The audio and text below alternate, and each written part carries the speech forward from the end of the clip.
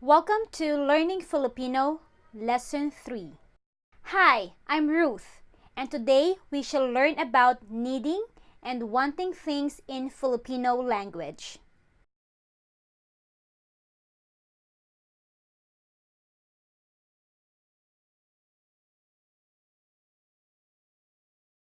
Are you ready? Let's begin. Kailangan. Kailangan.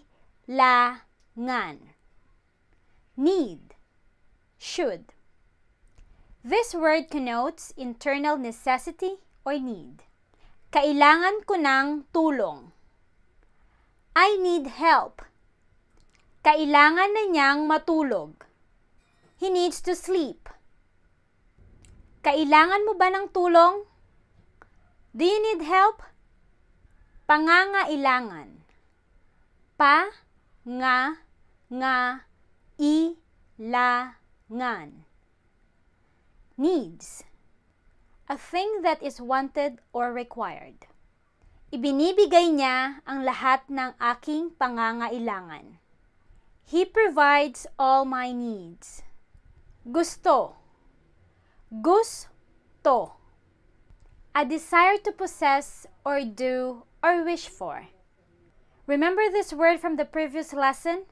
This is the Filipino word for both like and want. Gusto kong manood ng pelikula. I would like to watch a movie. I want to watch a movie. Now I'm going to teach you two more words which are exactly the same to the word gusto. They are ibig and nais. Ibig. Ibig. This is usually used in speech, literature, or formal events. It is also considered as a deep Filipino word, while gusto is common and mild in its meaning. Ibig kong umawit. I want to sing. Nais. Nais.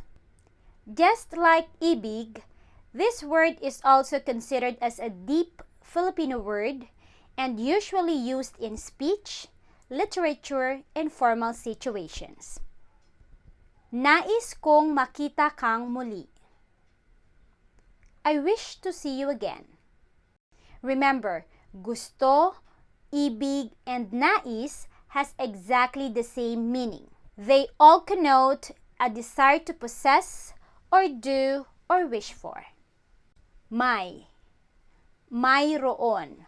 There is, there exists, to have something to possess. Let's start with may. May is followed by the word or phrase expressing the object possessed.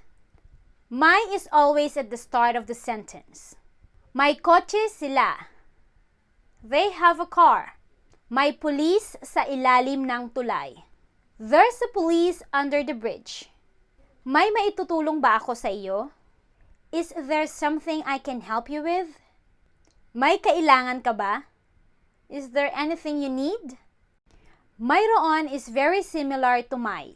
The only difference is that it can be used as a form of reply, which stands alone, while may must always be used in conjunction with the sentence. Mayroon akong bagong kaibigan. I have a new friend. Mayroon akong sasabihin sa iyo. I have something to tell you. May lapis ka ba? Do you have a pencil? Oo, mayroon. Yes, I have. May ginagawa ka ba? Are you doing something? Mayroon. I have. Meron. Meron. Don't be surprised if you often hear people say meron instead of mayroon. Meron is just the shortened version of mayroon, and both words have exactly the same meaning and use. Merong tao sa kwarto. There is someone in the room. May ginagawa ka ba? Meron. Puwede. Puwede. Can, may, could, might. Denotes ability, permission, or possibility. It is a loan word from Spanish puede. You might also see the word puede, but they are the same word. Puwede akong pumasok sa pintuan sa likod. I can enter through the back door. Puwede kang mapagod habang naglalaro. You might get tired while playing. It can also be used as a one-word reply. Puwede ba akong pumasok? May I enter? Oo, puwede. Yes, you may. Puwede. You may. Maaari. Maaari. Maaari is the Filipino counterpart of the Spanish word puede, and it has exactly the same meaning. It is common in both formal and informal contexts, while puede is common only in informal context. Maaari kang mahulog sa puno na iyon. You might fall from that tree. Maaari mo ba akong bigyan ng papel? Can you give me a piece of paper? Pakiusap. Please. This word is rarely used by Filipinos nowadays, and it is only common in speeches or formal events. It is more common for us to say the word please because English is the second dominant language of the Philippines. Pakiusap, tulungan mo ako. Please help me. Please tulungan mo ako. Please help me. Tulungan mo naman ako, please. Could you help me, please? Kaya. Kaya. Can. Able. This word denotes ability, capability, or capacity. Naniniwala akong kaya kong lumipad. I believe I can fly. Kaya mo bang dumating ng maaga bukas? Are you able to come early tomorrow? Kaya mo yan. You can do it. Payag. Payag. Allow or willing. Give someone permission to do something. Payag akong maglaro ka. I allow you to play. Payag ka bang umalis ako? Will you allow me to leave? Next are the opposite meanings of the words we've just learned earlier. Remember the word hindi from the previous lesson? Hindi means no. Adding hindi at the beginning of these words will give its opposite meanings, except for may or mayroon. The opposite word for may or mayroon is wala. Wala.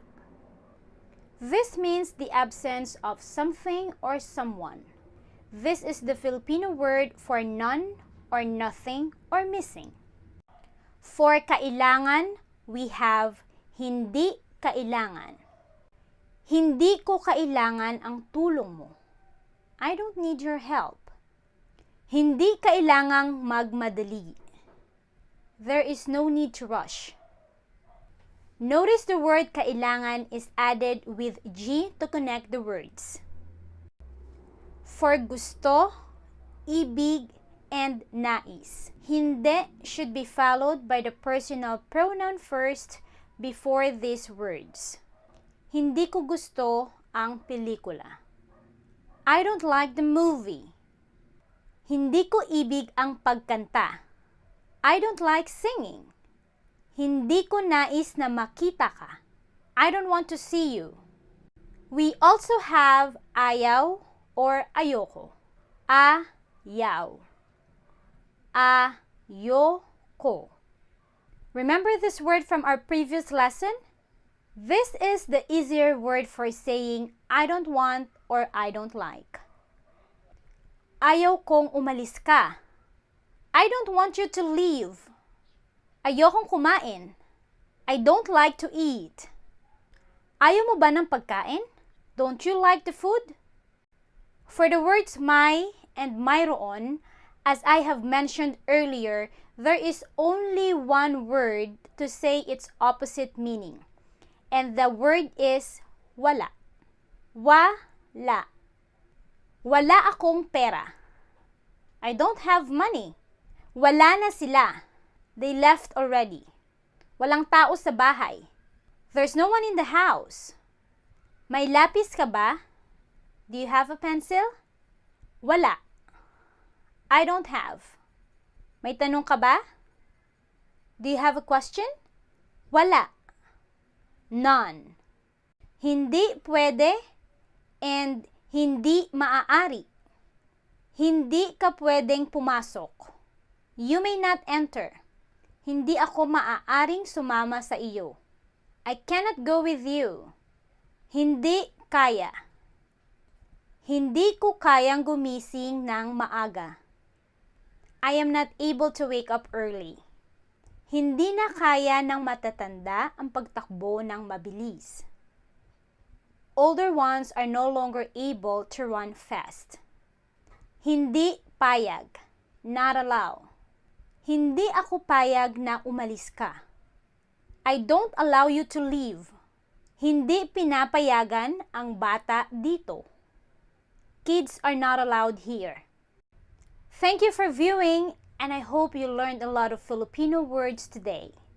Stay tuned for the next lesson, which is talking about languages in Filipino. Paalam!